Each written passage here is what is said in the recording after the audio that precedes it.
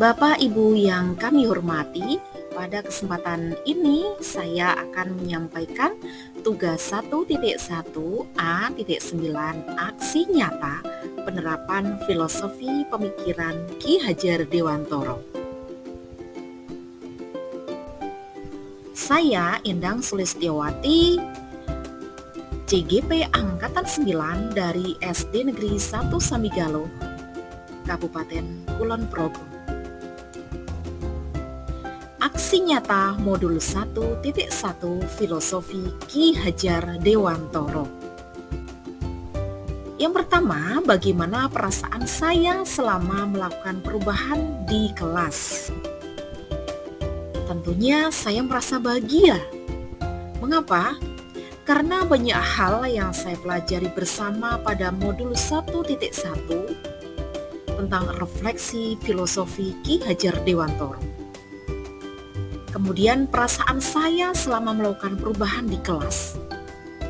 Dulu saat saya melihat keberhasilan anak hanya dari nilai kognitif saja dan mengejar ketuntasan materi dalam kurikulum sampai selesai KD-KD yang ada di dalam kurikulum tersebut tanpa memahami karakteristik setiap siswa yang berbeda-beda di kelas saya.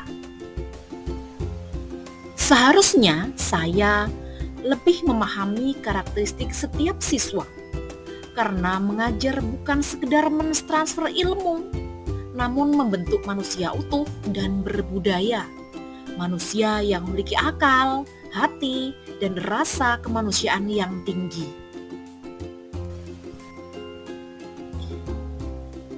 Dalam modul 1.1 Filosofi Pemikiran Ki Hajar Dewantoro telah menjadi pondasi pendidikan Indonesia yang telah menggugah hati saya bahwa mendidik dan mengajar adalah proses memanusiakan manusia, sehingga kita harus memerdekakan manusia dan segala aspek kehidupan, baik secara fisik, mental, jasmani, dan rohani. Konsep-konsep pemikiran Ki Hajar Dewantoro juga telah mengubah pola pikir saya tentang pendidikan. Bahwa saya sebagai guru harus memperhatikan apa yang dapat dikembangkan dalam diri siswa. Saya sebagai guru juga harus jeli menelisik kebutuhan-kebutuhan siswa, mana yang harus didorong dan mana yang harus dikuatkan atau ditebalkan. Lalu bagaimana ide atau gagasan yang timbul selama proses pembelajaran? Banyak sekali. Nah, di sini saya sampaikan rangkaian pelaksanaan mulai dari perencanaan, penerapan, dan refleksi aksi saya. Mulai dari perencanaan, apa yang saya lakukan dalam proses perencanaan ini? Tentunya saya melakukan diskusi dengan kepala sekolah, rekan guru, dan karyawan sekolah. Apa yang diperlukan dan apa saja yang perlu dipersiapkan. Setelah itu, saya juga melakukan koordinasi dengan pengurus paguyuban wali murid. Sebagaimana diketahui bahwa di SD saya ada pengurus paguyuban wali murid dari kelas 1 sampai kelas 6. Kemudian pada tahap pelaksanaan, apa saja yang kita lakukan? Banyak sekali, mulai dari menata dan menghias kelas semenarik mungkin untuk memotivasi siswa senang belajar di kelas.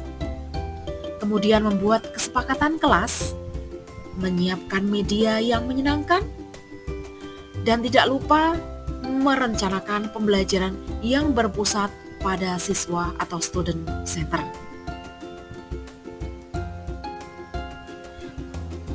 Pada tahap pelaksanaan, saya menerapkan pembelajaran berdiferensiasi. Selain itu, dalam pembelajaran saya juga melaksanakan pembelajaran yang menyenangkan bagi siswa. banyak hal yang bisa kita lakukan. Melatih keterampilan berbicara, berpendapat, dan kemampuan anak bercerita atau storytelling skill. Refleksi pembelajaran. Ada banyak tantangan. Yang pertama, adanya siswa slow learner yang butuh pendampingan khusus. Yang kedua, masih ada orang tua yang kurang memperhatikan pendampingan anak di rumah.